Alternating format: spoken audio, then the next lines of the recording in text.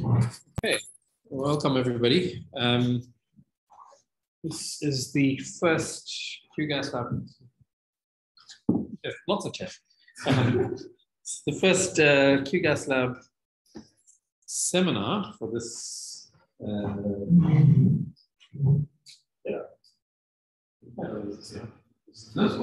First one this year. So we're working on the Northern Hemisphere schedule, so we're right on time. And our first speaker for this series is Jaco Van Zyl. Jaco is a postdoc in our group. He is part of our Quantum Technologies Sustainable Development Grant. And Jaco comes to us all the way from Joburg and previously from the West Coast. And he's been doing some really interesting work recently with us, but also some interesting work with, that was a joke. But also some interesting work with the group up in Johannesburg on complexity and conformal field theories. And that's what he's going to be talking to us about today.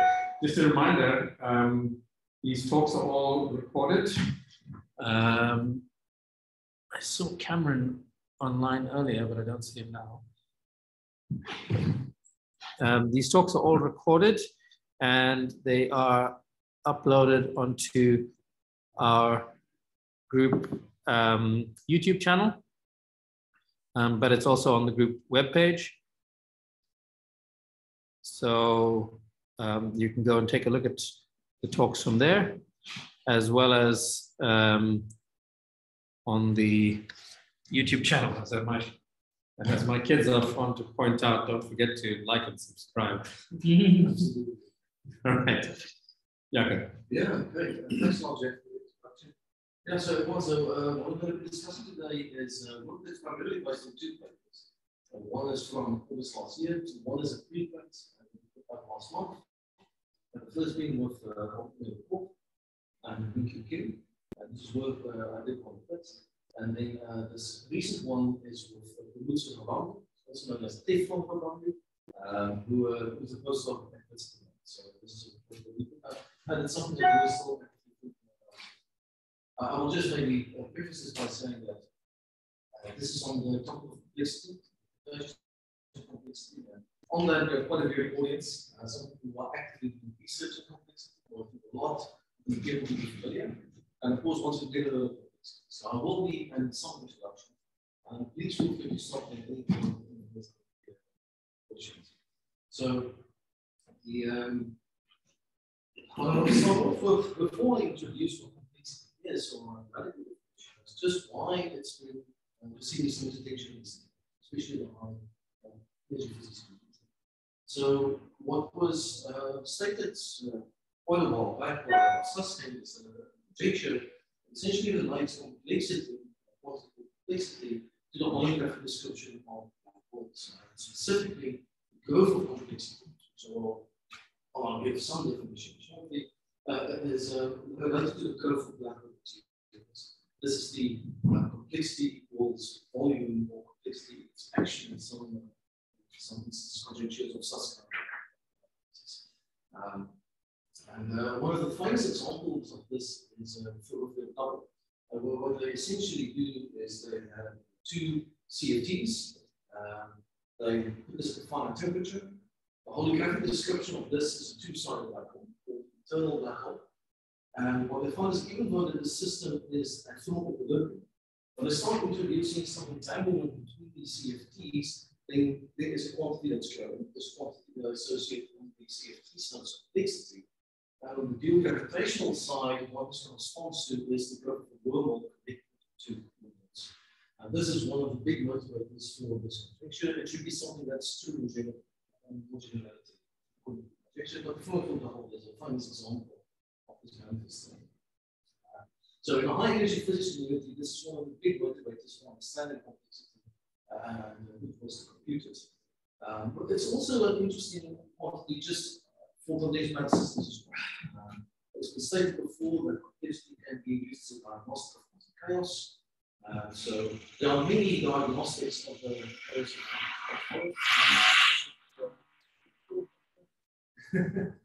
the form factor, the overtime, the correlator, loss with echo.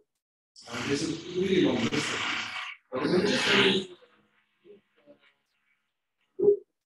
what complexity should look like for a canonical system. Now, this is highly schematic. So what I have in mind here is some time evolution operator. And from the time evolution of a state, you extract the complexity by some units. I've been very vague on how this can be done. But the point is that the schematic idea is that for a chaotic system, time evolution is agonic. So as the initial state evolves in time, it explores the entire Hill displacement. It's a gigantic Hill displacement. Whereas for an integrated system, you have a much smaller set of states explored by the time evolution. So what you schematically should see for some measure of complexity is essentially a growth that's like the orange one for a chaotic system, where there's a growth in complexity. It reaches some maximal value that is saturated and it remains there for a very long time as the time evolution explores the entire space. Whereas for an integrable system, you can imagine it's still growing in time. But then, since it only explores a much smaller subsequence, it reaches a maximal and then it will be at the top for a really short time and then die down due to some unitary time evolution. It should be evolution state. So this is a pretty schematic. Sorry, this, even if it's schematic, does the complexity reach the same? If the orange system, the complexity is saturating at a larger value than for the blue system. When you say it reaches maximal for a short period of time, is that the maximal value the complexity can reach before it reaches? So yeah, I think that when you're restudying or studies that have been done on system, this is not really constant. There are some fluctuations as well. Sure. But it's, it never returns back to the origin. This difference I conclude here is maybe just because there can be a difference between the maximum reached by these two different systems. It could be that I didn't think about that. Perhaps it is so that for chaotic evolution, I'm not sure about that. But also, what about the minimal system? Because for a minimal system, right, you will have to be very similar to what we have done for the calc, because there's going to be growth and yes, there will be a saturation with fluctuation. So what does it stand? Is it indefinite?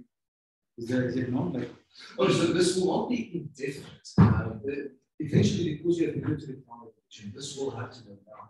But the time scale of evolution. No, I'm saying like for a minimal system, right? This is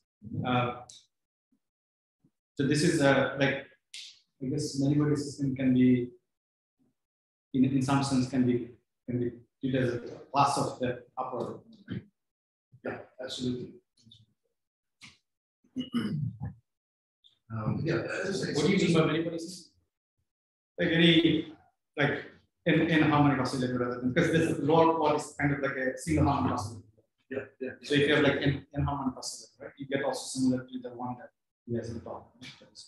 So you get a growth and then fluctuations and saturation. But like for instance, like our chain model also should be there's growth and there's saturation. Yeah. And, yeah, the saturation is independent on the exactly. Also, if we take the field theory limit for any system, right, that's also similar, right? I mean, there are lots of fluctuations, but still, I think the overall pattern is very similar. Yeah. But if I take n harmonic oscillators, sorry, I should preface this by saying that the nature of our seminars is that the speaker tends to get derailed. But if I take n harmonic oscillators, then I expect it to still be integrable. Yeah, that was my original motivation for the question. Because so what does the integrable many-body belongs to in this framework? Well, it would depend on the many-bodies, right? So, for example, if I take a many-body localizing system, then I would expect it to behave similarly. Well, okay, so that's a separate issue because that's not integrable generically. A system that has many-body and some localization, but it's also not chaotic because it doesn't terminate. But if I take n harmonic oscillators, then I certainly expect this to be integrable in the same sense of one-on-one Yeah. oscillators. Right? Yeah. And then if I take the thermodynamic limit of that, so I take the number of oscillators going to infinity, then I expect to get a free field area. Yeah, exactly. Right? A free field CFT. Massless CFT. Right? So then that should be integral. Yes, my intuition is I think that for those cases, your plot will be somewhere in between. Like there is a slope probably less than the chaotic one and in between. I see. And then there will be a saturation. So I think the difference from your single oscillator versus your in-body oscillator would be it's coming back, right, to the starting. It will not. It will saturate basically around that peak. Has anybody computed the complexity, or whatever definition of complexity you want? I assume you mean Nielsen here, right? Yeah, we're going to be studying this. Okay. So has anybody computed the complexity in a system that interpolates between integrable and chaotic, like SYK2 plus SYK4? Not that I know. Not that I know. I did that. It would be interesting to see how this morphs from one to the other. Yeah, I mean, if we can, if there's even a polynomial with something regulated, right, where you can do that. I feel like VJ collaborated. Not Nielsen, but spread complexity. Oh, you mean the new paper? The recent paper. One before, one power. I don't know. We can follow. But yeah, I think there's still a lot of debate about the visual complexity and exactly what you should see in this. I think that would be a very interesting project.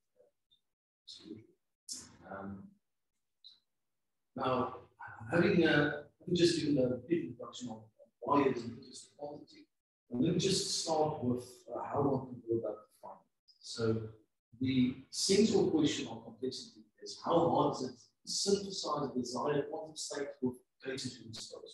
You'll see that a lot of the engineer takes from quantum computing.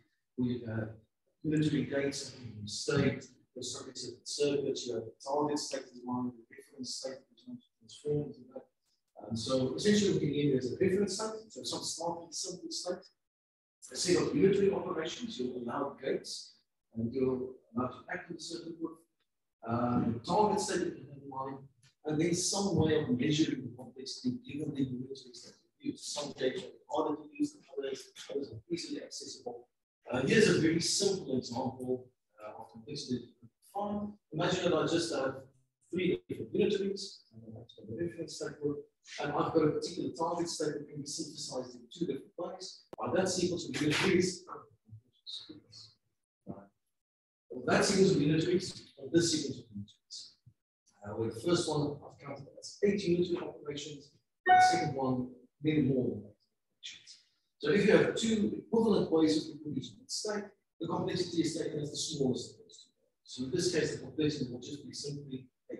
I've got 8 unitary gates, I assign them all 1, and that gives me a complexity of 8 for this example. For 8 quantum computations, or 8 transformations of this, and we're going to obtain the target state. Now, this is what you would sort of have in mind if you've worked with computers before. In our case, we're going to be working with a continuous notion. Primarily for mathematical reasons. It's simple to compute and useful for continuous notion. As an example of what we're going to be doing, this all goes under the name of Nielsen complexity, is to take accessible gates from some sort of symmetry. So, for example, say you take the issue 2. Then the transformations that you allow to perform on your reference state are of that form in the second order. 3 issue 2 generators, some coefficient in front of them, exponentiating them, and now gives me an element of issue 2.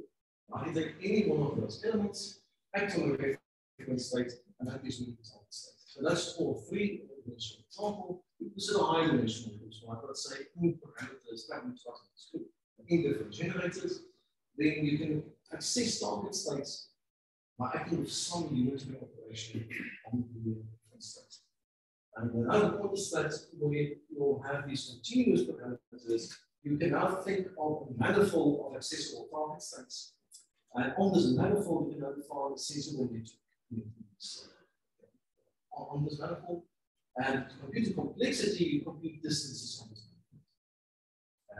And if there are two different geodesics connecting points, we can get special points, phase points like this. The complexity is taken to be the shortest distance. I should also add that you can also do a certain parameter, usually taken from 0 to 1. That indicates that at 0 you are in the reference state, and 1 you are in the target state. This is sometimes used. For our purposes, we'll just be working with these parameters here, because to compute the geodesic, the best choice of units is in the reference target state, but the manifold parameterized by these parameters that is going to be.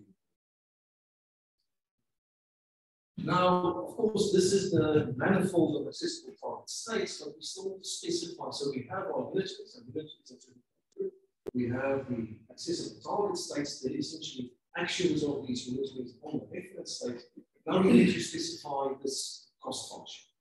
And there are a number of ways we can do this, but there are two ones that I usually use, assuming that all symmetry transformations are equally hard to perform. So one is involved in the other, and there are two typical choices of cost function. One is this one cost function, where you have the reference state, you have the unitary, and you take the derivative of that unitary. Consider that in front, there's an absolute value sign in this. Apologies for that. This is the F1 cost function. This is one way that you can assign distance on this one state. Another way to do it is, this is the one that we are very, very interested in, is the Billy-Student metric.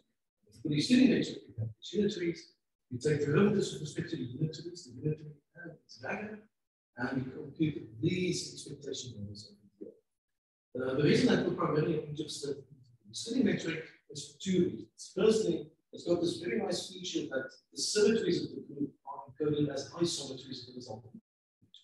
The Billy-Student metric has all the isometries that you have as symmetries in the original state. So you have your original state, it's got symmetries under this unitary group, and you've got the same group of isometries. Well, not quite the same group, but I'll comment on that in a second. The second reason that it's really useful is that this is an equivalent way to write these guys, as these expectation values, just to remind you, I have my target state being this action of the unitary on the reference state, parameterized by these group of points. Then you compute these expectation values and these derivatives, and afterwards S equal to S, then you get back these two different constructions. What you'll notice is that for the FS metric, there's a logarithm sitting in front of you. What that implies is that however you choose to normalize the reference state doesn't matter. Choose any normalization you want, it's not going to affect the metric itself. So that's a very nice feature. We don't need to worry about normalization. Whereas for F1 cross function, normalization is going to occur on this cross function. That's because you're going to get one factor in the numerator. Exactly. Now, we just maybe add this as well. What you'll notice is that both of these, however, can be computed from this target state overlap. So I take the target state overlap, some group, and so I take the parameter kit, and if I compute the overlap of those two states, then I can compute both of these cost functions. So really the fundamental quantity to know is this overlap of target states. And this is what we're going to aim to compute. Now, what these states are in fact generalized states, as formulated by Kopiav. In similar work. So we have the action of some group of states. You can essentially construct the basis for the Hilbert space or the Hilbert space. In terms of these, and they're called generalized coherent states. So you may be familiar with coherent states such as e to the z a dagger acting on the vacuum. That's an example. It's using the Heisenberg. But you can do this for any V group, construct generalized coherent states. But now an important thing, and I mentioned that the group symmetries are encoded as isometries. It's not the full group. There's a special subset of generators that will not contribute in the Billy-Student metric, and that's the so-called stability subgroup. What the stability subgroup does, it's all the elements of this group that act on your reference state, such that there's an overall phase that appears in front of it. Or in general, some normalization appearing. There's normalization appearing in front of the Billy-Student metric that is not interconnect. All this will factor out. So, for example, or I should spoil a little bit of what's coming in. All the generators that have the reference state as an eigenfunction are not going to compute, for example. And as I said, these are called the stability subgroup. And so these generators will not contribute, so their coordinates are not going to feature. It's going to reduce the dimensionality of the metric, and thus the biggest stability subgroup is a good thing. You want to choose the stability subgroup to be as big as possible. You want to choose your reference state such that this condition is maximized for the number of generators that you study. This is, as I said, especially if you put it in metric where they really just factor out. And the symmetry group of your states is not the full group G, but G factoring out the stability subgroup. So this is quite mathsy. I will get to a concrete example generally. But if you think back to the SU2 example, you could choose as reference state, for example, the highest weight spin state. Then J3 acting on your reference state. So it's a J3 eigenstate. J3 is going to be part of the stability subgroup. And the up ladder operator is going to be part of the stability subgroup. They act as a reference state in the triple. And it's only the down ladder that's going to contribute. And thus, a dramatic simplification for these generalized states. All right. So, are there any questions on the cross functions and these continuous manifolds and metrics? Something like that. Does the topology of the manifolds play any role in the story? Oh, that's a good question. I am not sure. So, for example, I mean, essentially, I have some manifold states, and I pick two points on that manifold, right? One being the reference and one being the target. And then I want to compute GOD6, shortest GOD6 between those two states, right? But supposedly for a generic manifold, there could be multiple such shortest GOD6 and they're equivalent as far as complexity. So if I value the complexity of the GOD6, it's the same number. Right? I guess what I'm asking about is whether the homotopy of the, if for example, if there's a, so if you take G mod H there, that quotient has some points at which it could be, instead of a manifold, for example, it could be an orbifold. Right? So where there are fixed points of the orbifold, I expect this thing to blow up, and then I don't have, this doesn't satisfy the Hausdorff property of the manifold at that point, right? So it will blow up at that point, it's singular at that point. So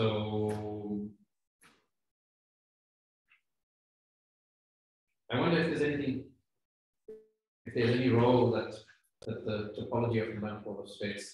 Is it that the H is restricted by that condition, like H, Y, R? Yes. So there cannot be any arbitrary H. No, it doesn't matter. But the point is that you take in a quotient, and where there's fixed points in the quotient manifold. Yeah. So Jeff, as I said, I didn't answer that. And the primary reason for that is that the metrics that we're writing down are called local. The geodesic will not be local. They will be global. So they will be sensitive to topology for sure. But we've not yet reached the point where we study these geodesics. This is one of the pressing things that we really want to understand. Yes. And I think that's a fascinating question, how that is affected. I can make the one comment that the one piece of topology that I do know makes an important difference, and you know this from very simple curves from SU2 and SU1 is whether the manifold is compact. Yeah, that makes a big role, because when it's compact, then you get what's known as conjugates, and they're quite important for that saturation of complexity that I showed earlier. So conjugate points just remind me that if I have a circle, for example, and I take 2 points in the circle that are not diametrically opposite to each other, there are 2 GOD6. That's connect those two. There's one that's shorter than the other. Exactly. And as you travel along the one GOD6 and you reach the opposite part of the sphere, then it switches from the shortest path thing, this one that you moved on, to the other one. Yeah, that's what happens. Basically, if I hand change the compact direction, right? So, for instance, those sorted thing that you want to generate in harmonic oscillator. Yeah. You basically the periodic and direction. There will be a periodic direction. Right? So you basically by hand change the it will be closer, right? That's important. The other end. Exactly. And the reason that's important for the sort of schematic plot that I showed for complexity is you can think about this as complexity grows as you're moving along a particular geodesic.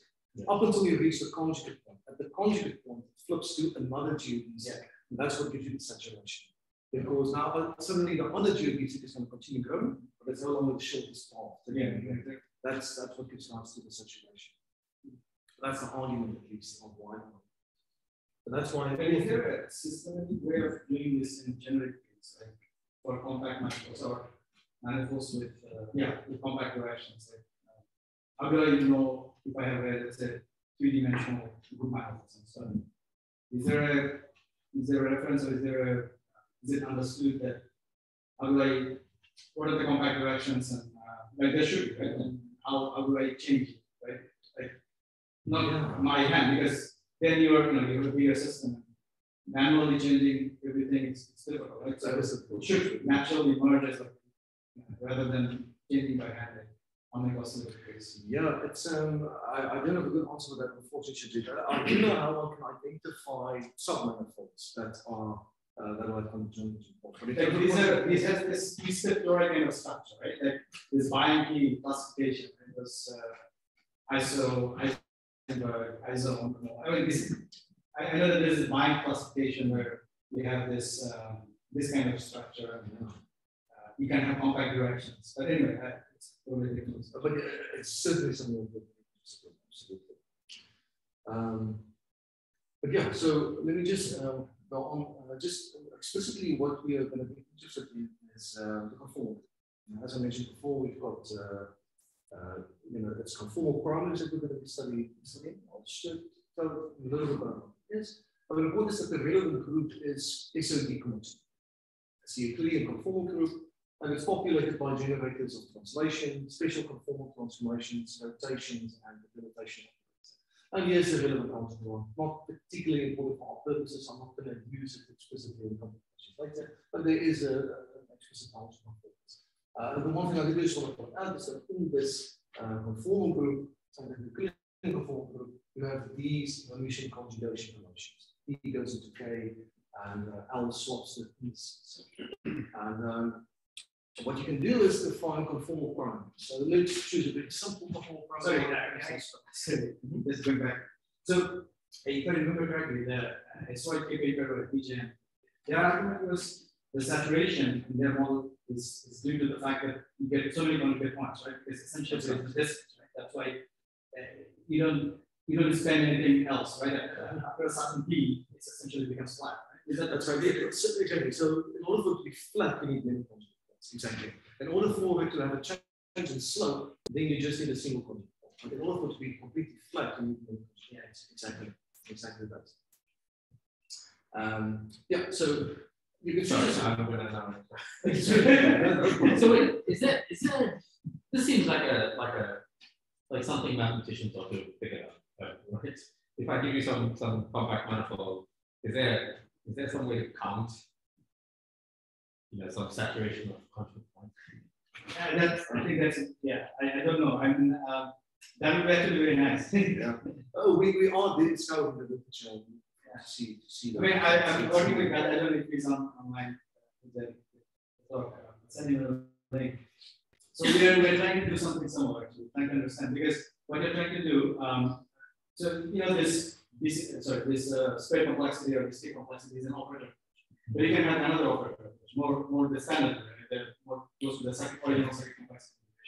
So you have a unitary at s equals 0, the cycle time, you get the identity, and then you get something from other operator. Now, so in that language, which is basically the same strategy, same procedure used in BGS paper. So we try to generalize that, but one of the flip side of that is we have to consider finite dimensional representation of a practically infinite dimensional system, right? So there's a physical question there, right? Whether there's a physical basis which can be done in that way. Mm-hmm. So now we're trying to generalize it without applying any particular representation, like more. And in that context, that question actually, that's the same question you're asking. We're trying to understand, like, if we have a group, right? There's a group, and how do we figure out, because, you know, the compactness is a huge issue, right? So in the compact direction, you have to manually change, move it to the other geodesic, right? The shortest one. Mm-hmm. So if you have, you know, but for a bigger group, then how do you do it systematically, right? And it was, also, yeah, I think it sounds like a counting problem that mathematicians, but at least great geometrists okay, figure out. But also, you want to set up a system where you're, let's say you have a SU 1 to the power n, right? Then you want, and you have your complexity there somehow, and then you want to reduce it to SU 1 or SU 2, whichever the, you know, when it goes to 1. But then it doesn't come out immediately because there is this by hand tuning that you've done. Right? So how it naturally follows to the simple space, you don't know it. So we're trying to understand that. Yeah, that really sounds like a problem. Yeah. There's no physics statement here, right? So basically, I have the sphere is an easy one to picture, right? So basically, I'll have some conjugate points, and as soon as I find the conjugate point, I can switch to the other geodesic, right? So, you know, I give you some manifold, like I tell you how to compute geodesic with respect to some metric on that manifold. You know, keep following that geodesic until you encounter the conjugate point, and then switch to geodesic. How many such conjugate points are there? What's a systematic algorithm to find those? That's I think for sure that has to be solved. Ideally, you want everything to be written in terms of like basic algebra information, like structure constants. Yeah, absolutely. I think that's because your complexity can be essentially represented by structure constants and parameters. So if you can structure constants of the algebra of generators. Algebra, and also the parameters. So if you can write down this information somehow via the structure constant, then it can be combined. Absolutely. Yeah, that's an interesting problem in geometry. Absolutely. Okay, cool. Sorry. Yeah, no problem at all. So, as I said, this is the choice of reference set. It's a conformal primary by this definition, annihilated by the special conformal generators, all of them. Then it's a conformal primary, and it's an eigenstate of the rotation operator with some scaling dimension. But it's spinless. So when you act with the rotation generators, they just annihilate the state. This is a very simple case study. And then the relevant overlap that we want to compute to plug into those matrices of this. So you have, there's only one non-trivial generators, or one trivial set of generators, that's the translations. Its data is the K, so that's why I have UW, that's the relevant overlap we want to compute. How do you compute that? What we found in the last few studies is that Baker-Campbell-Hausdorff formulas are extremely useful to do this. Because what you can do is, if I give you that identity on the left-hand side, e to the alpha star of K and e to the alpha of P, then there's a Baker-Campbell-Hausdorff for getting this form on this side over here. Where the important thing that I've done is I've swapped K to now sit on the right-hand side and P on the left-hand side. And that's important because K annihilates the state on the right, P annihilates the state on the left. So you're left with just the dilatation operator and these rotation generators. The dilatation operator is this represents an eigenvector of that, so that just becomes a number. And only you also annihilate the state. So you get this very simple formula for the overlap after you've used the Baker-Campbell-Hausdorff. What is this? So there's a formula for that. That formula is going to depend on alpha and alpha star. If I recall correctly, it is 1 minus alpha dot alpha star, 1 minus 2 alpha star dot alpha plus alpha dot alpha times alpha star dot alpha star. There's a formula for it, logarithm alpha. Okay, so then what do you mean by alpha dot? So it's these coefficients of Yeah. It's these coefficients of so the coefficient in front of your E generators and star generators. So there's a formula that can derive from this. And in the paper with Dr. Kim, we derived this for the case of K and P, and then we were able to apply this to spinning primaries to get our formulas. What Teflon and I realized recently is I think there's a general formula, a more general research formula that should be applicable. So spinning primaries means that L mu acting delta is not on the zero. That's right. I'll get to the explicit formulas for those couple of slides, but yes, exactly. So when they actually carry a spin, and how we know the loop transfer state are non-trivial. But the conjecture that we have puzzled out is the following.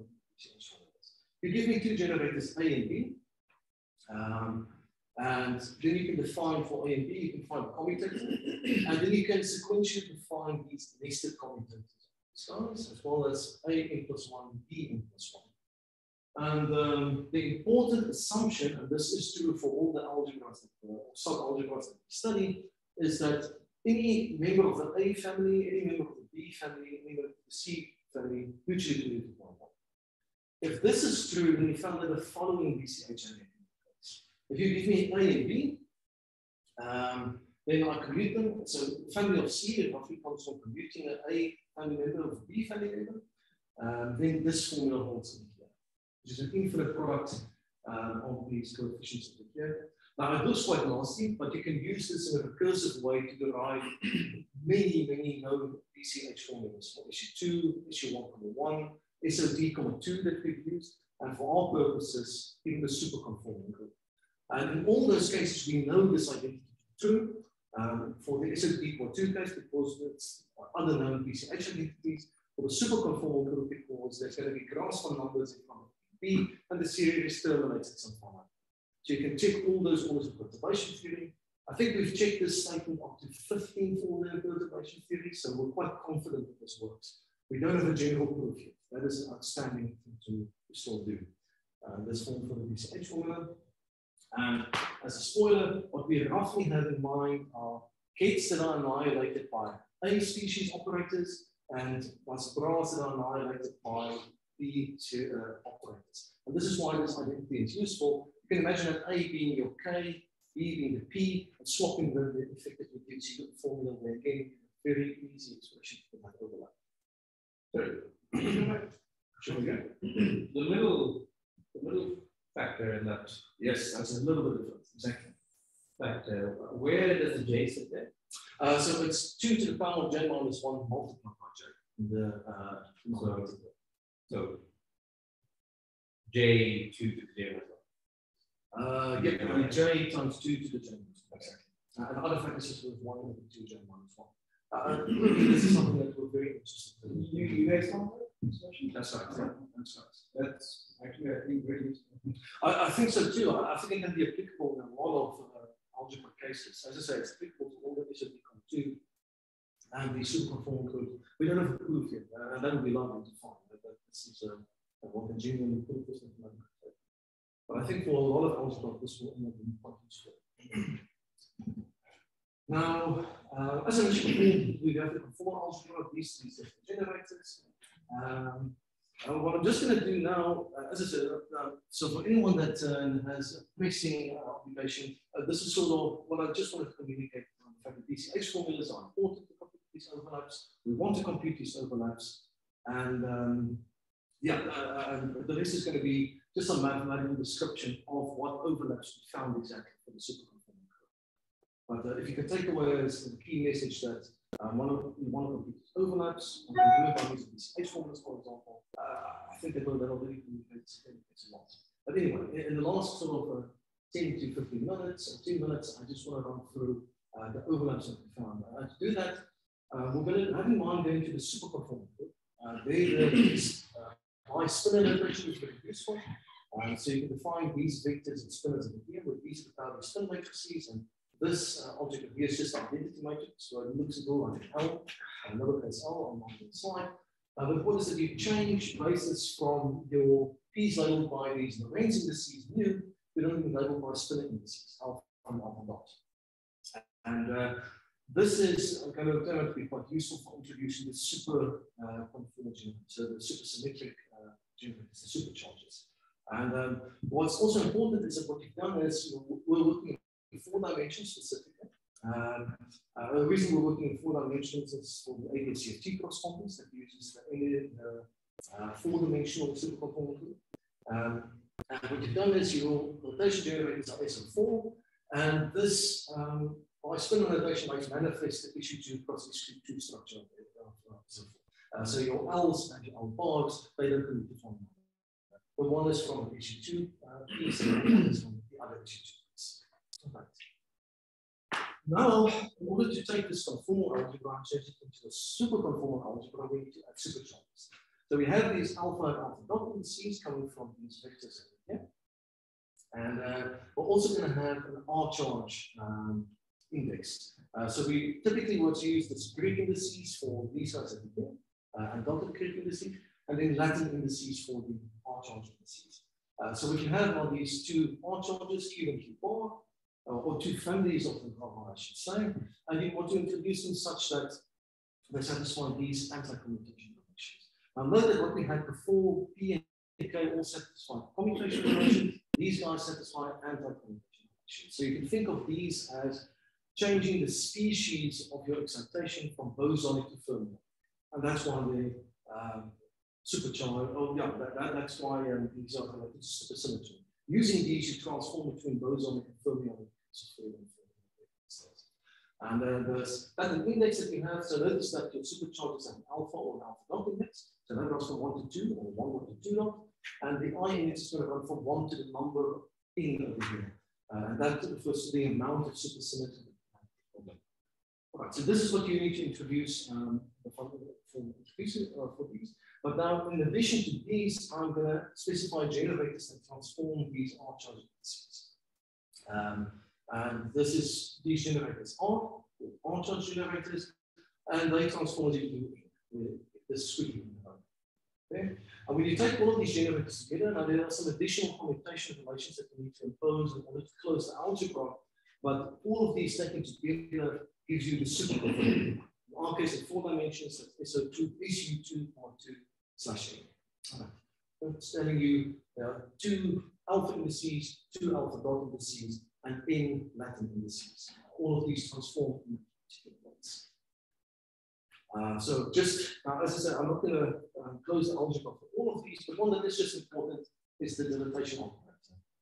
The dilatation operator commutes with these Qs with a factor of 1/2. And this is going to correspond to when I add the supercharges, I go from bosonic to fermionic, and I change the scaling dimension by plus or minus 1/2. As you would expect for fermions. So from spin 1 to spin 3 to 2. And there are also these, since we're using the Euclidean version, there are these emission conjugation relations. Now, because of these emission conjugation relations, what I just also want to point out is that these generators, these guys all mutually commute. And you can choose your reference state such that, well, we have a spinning reference state, so we have a scaling dimension, and we have, this is a primary, or a full primary, so it's annihilated by K, that implies it's annihilated by S generators. And now you can also specify charges for the rotation pieces. So this is what I mean by a spinning primary. When L22 acts on the state, I get some number, it's an eigenstate, so that's a spin. L1.1 acts, you get a particular number. So these are now spinning primaries, and the carry spins in the both of these SU2 factors.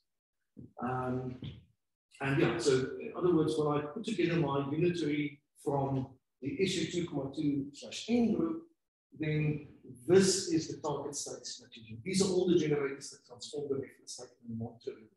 These are the ones that you keep track of, and you will get a manifold parameterized by these numbers. As you may just also add, these Q and Q bars are graphs from 35.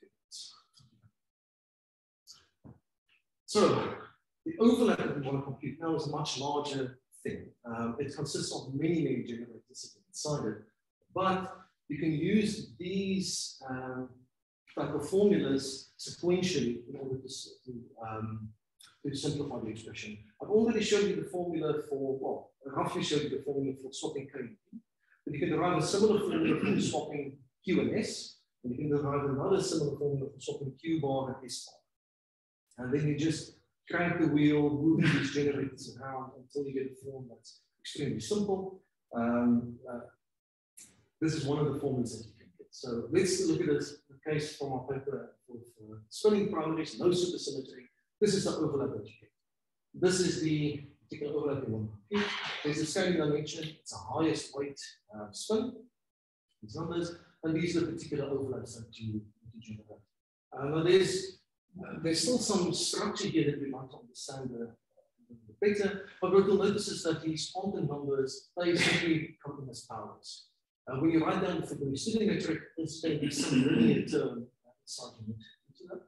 And what you'll notice is that all the indices, these beta dots and these twos, they all appear in pairs. So all these indices are contracted out. So I think it's a quite nice structure in the end. As I say, the metric is going to come from writing the logarithm, taking derivatives with respect to that. This is something that we are still studying actively. But this is the important point to compute those metrics. Now, when n is equal to 1, now I've only got a single length index. We've got this one R-charge generator. You can, in addition to specifying the spin and the scaling dimension, since R commutes with those generators, you can also specify an R-charge. So you've got only a single R-charge generator. It acts on the reference state as a, or you can choose the reference state such that it's an eigenstate, and then after some simplification, you get this simple. So I will say that we've spent many hours simplifying the expressions as much as we can. This is the best that we can do at this stage. I suspect there are simpler ways to write it. One of the reasons I think that it is simpler is if you look at these limits, where I send pairs with these supercharges to 0, then what comes out really nicely is the formula you would expect for the bosonic and fermionic two-point functions. So what we have here is a piece in H. This is the same piece that we had before for the bosonic theory.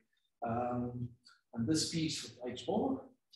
That's what we had. And this piece now over here, what you have over here is essentially what we had for that scaling dimension part before. Here we get a bosonic piece.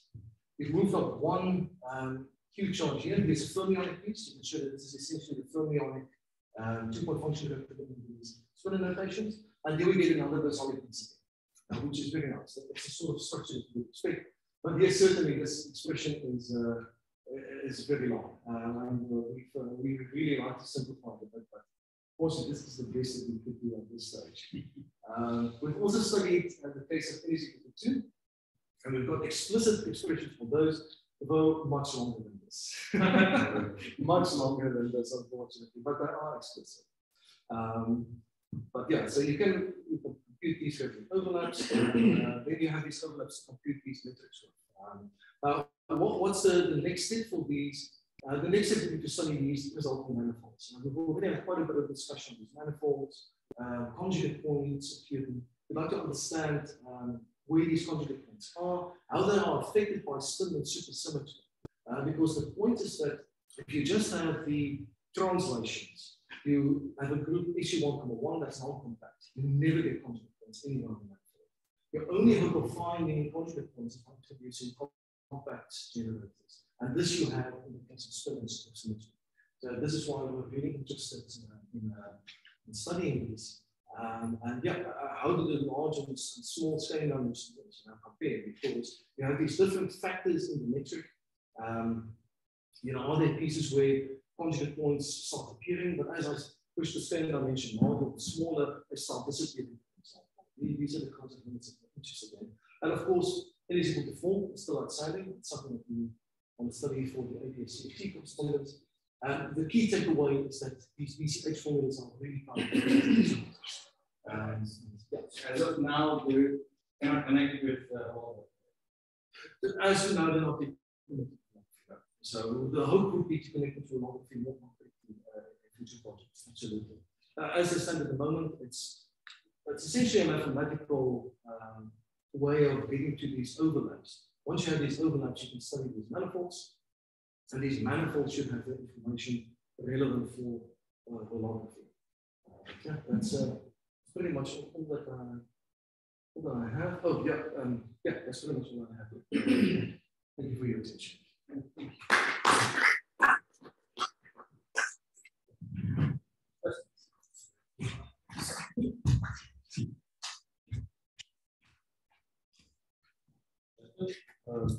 I have a probably really basic question, which is, it seems as if, so when you calculate complexity, the reference state truths seems to be quite central, right? So how does the complexity you get out, Nielsen complexity, depend on the reference states? And how does one go about choosing? So we actually, the choice of reference set, I think, is important for complexity in general. Even in cases like pure complexity, the choice of reference set makes impact. In the cases of these matrix, we've looked at explicit expressions for the spinning index. Those supersymmetry, we start with a non-highest reference set. You can get explicit expressions for these, also along the same lines, using BCH manipulations. But it does impact the manifold a little bit. It is essentially related to, I mean, it's just essentially related to the stability sampling and how many generators act on turbulence. I will say, however, that the important thing is that you have essentially coherent states on this, and super coherent states. And the point is that these will form a basis for, your set of target states. And that is really important. I'm not sure that changing the reference state, so say I take the highest one state to the non-highest one state, I think you still have the same Hilbert space. So these will both form a basis for the same Hilbert space. Because another basis for the Hilbert space is something spinning with a particular scaling dimension. If you just change the spin, I think you still get the same basis. Although the way the manifold is parameterized will certainly. I suspect, I'm not sure about this, but I suspect that there may be relations between the GeoD6. Perhaps the GeoD6 are not sensitive to this choice, but I'm not sure that. That's highly speculative. Yeah, maybe I missed. What's the difference between the complexity? What's the difference in complexity between spinning and non-spinning? Oh, let me maybe take it back to the description. So, let me take you. So it's this description here. If you don't have a spinning primary, you can recover the manifold for non-spinning primary by setting H and H1 to 0. So you will still get this piece. This piece will be for spinning or non-spinning primary. And it's these two pieces in here that's needed. So, and these, if I send the K and P coordinates to 0, I get a compact. So there is these, the submanifolds generated by these L coefficients sitting in front of the spin generators. That's a compact submanifold of this full manifold. But you don't have a plot, for example, complexity is high. Not at this stage, no. Well, we are looking into that. That's doing that numerically. But these are, this is a 8-dimensional manifold. Not necessarily for the symmetric case, but for the non-supersymmetric case. I guess my question is, complexity can be used as a measure of operator growth. Yeah, that's we're studying our paper. I'm asking how a spinning primary grows relative to a non-spinning primary. Yeah, in the same period. Yeah, so I mean, we've spoken about this, and you know why I'm asking. Absolutely. So I'm very interested in studying that. One of the angles that one can tackle this is to study these manifolds and the GeoD6 on these manifolds and how they change as I switch as well. I have scratched at this. One thing I can say is that it does seem that, well, we haven't spoken about interactive balance. I think those might play a quite important role as well. Because interactive balance will imply, just on this, familiar with it, they imply a particular bound on the choices of delta manage. Given a particular scaling dimension, the interactive bound will dictate a particular range for H, for example. Right. Yeah. Okay. Good. Any other questions? All right. If not, let's thank Jaco again.